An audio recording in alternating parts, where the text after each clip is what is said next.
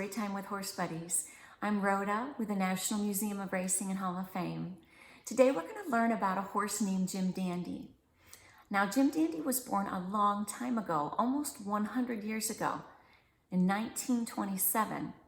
And every year at Saratoga Racecourse in Saratoga Springs, New York, there's a Jim Dandy stakes race. And that stakes race is named after this horse that we're going to learn more about today.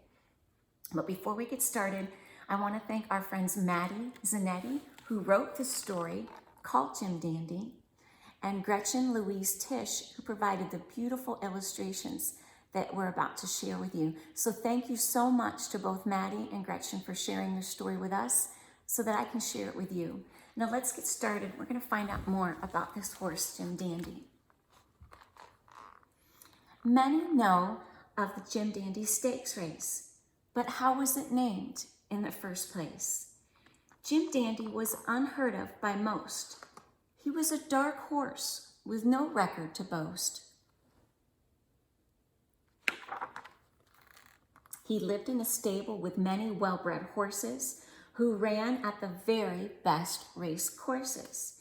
They spent their summers in Saratoga Springs, where they were pampered and given the finest of things. And let's stop for just a second and look at that car. You see how old that car is.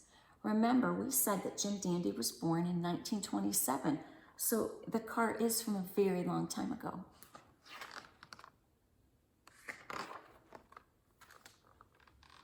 Dandy did not compete for fortune or fame. He ran because he loved the game. Running made him feel excited and free.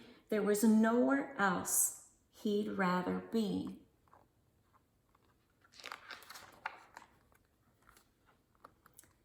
His owner said after another loss, "You're the slowest horse I've come across.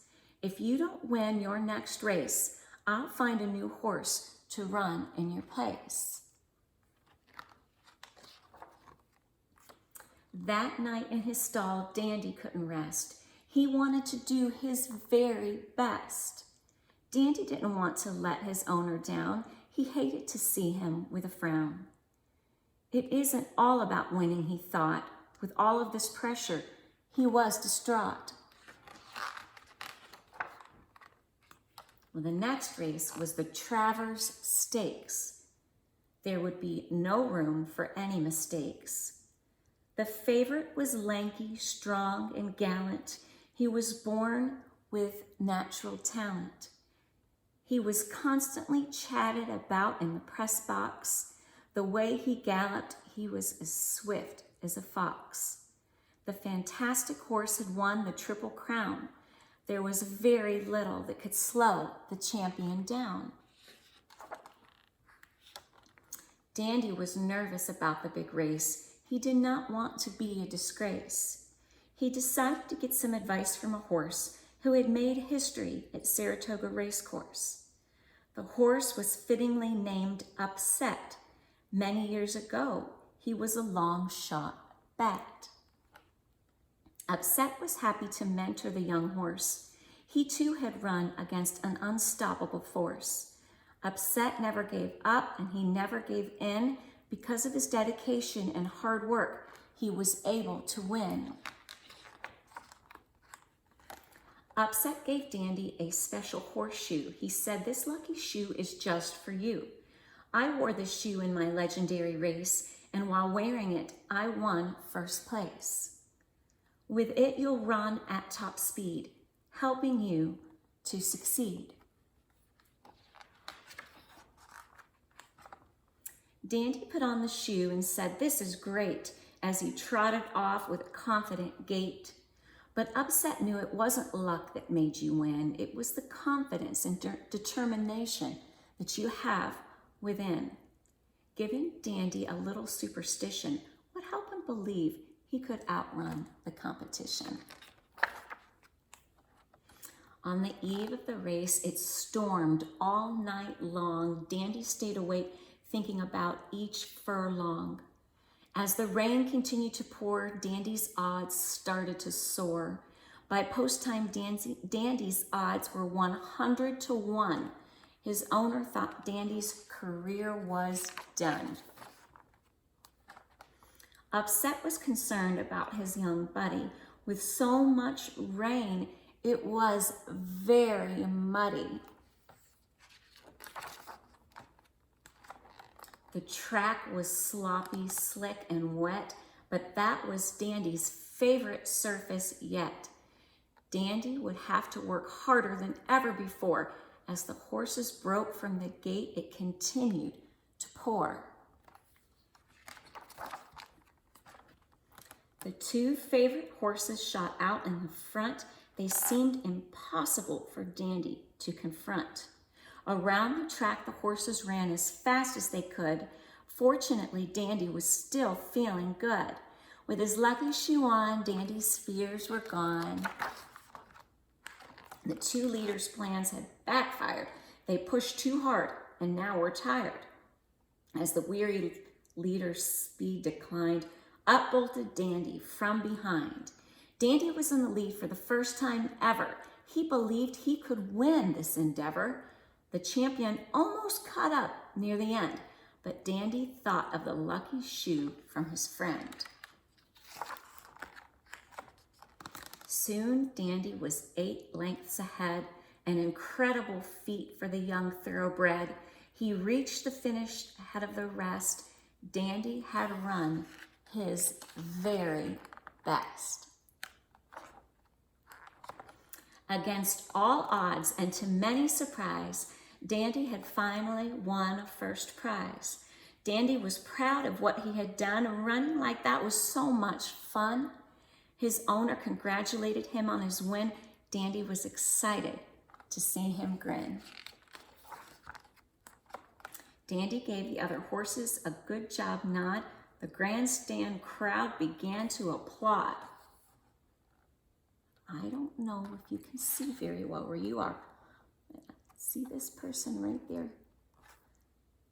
At the track that day at Saratoga Racecourse at that Travers Stakes in 1930, there were between 30,000 and 50,000 fans that showed up. It just depends on the source you read, the number of fans that were cited to be there that day, but between 30,000 and 50,000 people came. And one of those people was the then governor of New York, Franklin D. Roosevelt, who later went on to become the president of the United States. So Jim Dandy had a huge crowd that day with some very special people to see him win.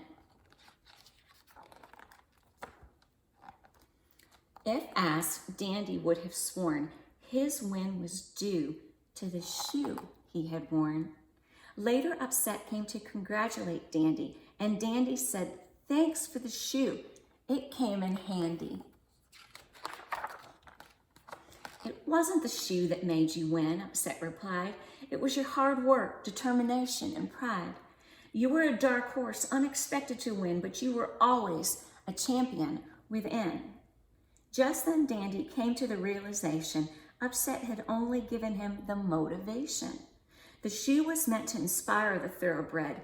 It was not luck, but hard work that got him ahead. From that day on, Dandy wore his good luck shoe. It reminded him of his friend and his big breakthrough. Jim Dandy worked hard to earn his fame, and now fans of all ages know his name.